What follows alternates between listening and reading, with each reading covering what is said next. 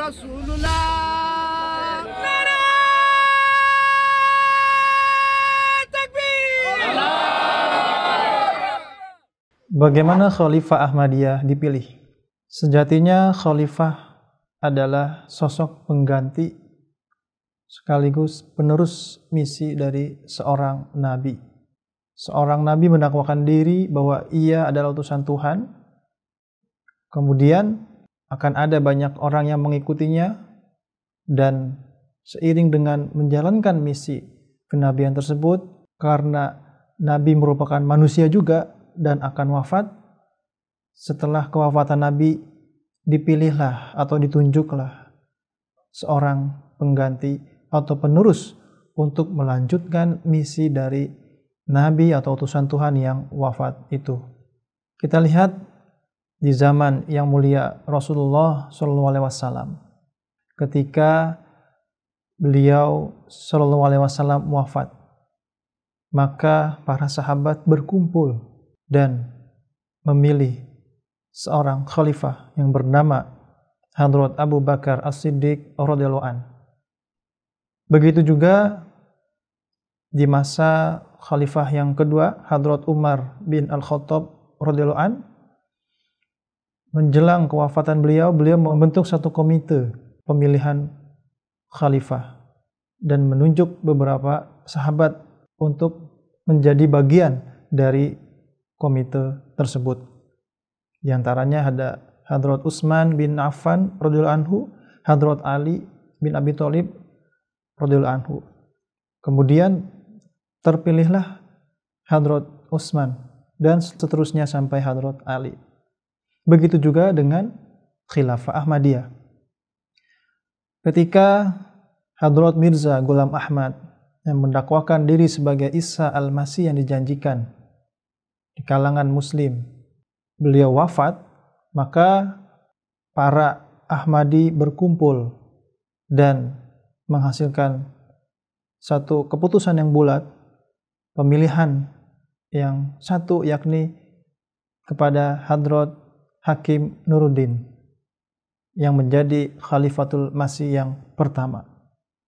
Kemudian di masa Khalifatul Masih yang kedua, Hadrat Mirza Bashiruddin Mahmud Ahmad juga demikian, beliau membentuk suatu komite yang di dalamnya terdiri dari beberapa orang pilihan yang di dalamnya juga dapat dipilih menjadi seorang khalifah.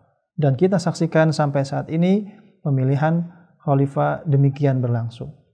Satu hal yang penting dan harus kita garis bawahi bahwa kita yakin bahwa sejatinya Allah Subhanahu wa Ta'ala lah yang memilih atau menunjuk seorang khalifah. Memang lahiriahnya ya, para Ahmadi berkumpul, ya, beberapa orang berkumpul untuk sama-sama berdoa kepada Allah Subhanahu wa Ta'ala untuk diberi petunjuk yang mana pilihan Allah Subhanahu wa Ta'ala. Pada hakikatnya Allah Subhanahu wa Ta'ala lah yang menunjuk khalifah itu, membimbing para Ahmadi ya yang hadir pada saat itu untuk memilih pilihannya, pilihan Allah Subhanahu wa Ta'ala.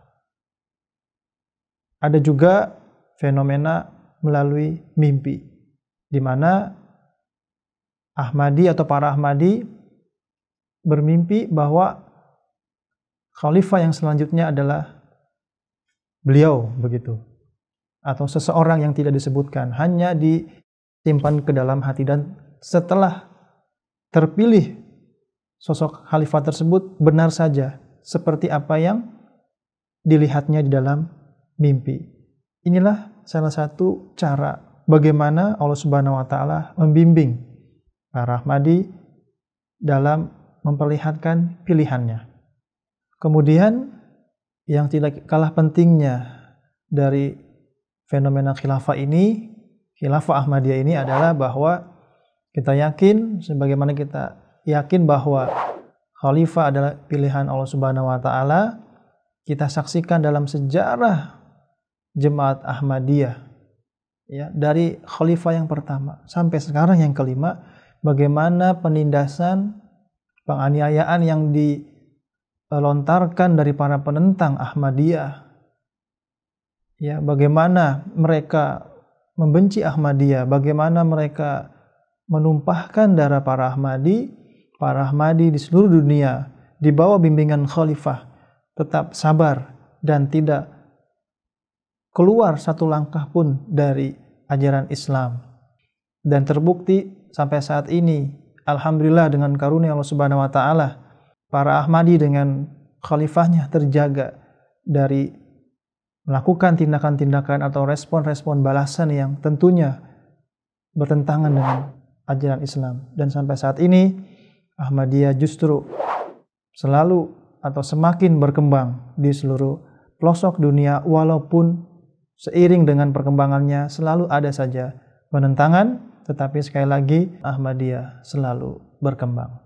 Dan inilah menjadi bukti akan kebenaran dari khilafah Ahmadiyah, di mana Allah Subhanahu wa taala senantiasa membimbing khalifah Ahmadiyah atau Khalifatul Masih dalam setiap langkah beliau yang menghasilkan banyak sekali kebaikan-kebaikan dan keberkahan-keberkahan bagi Ahmadiyah khususnya dan bagi umat manusia secara umum.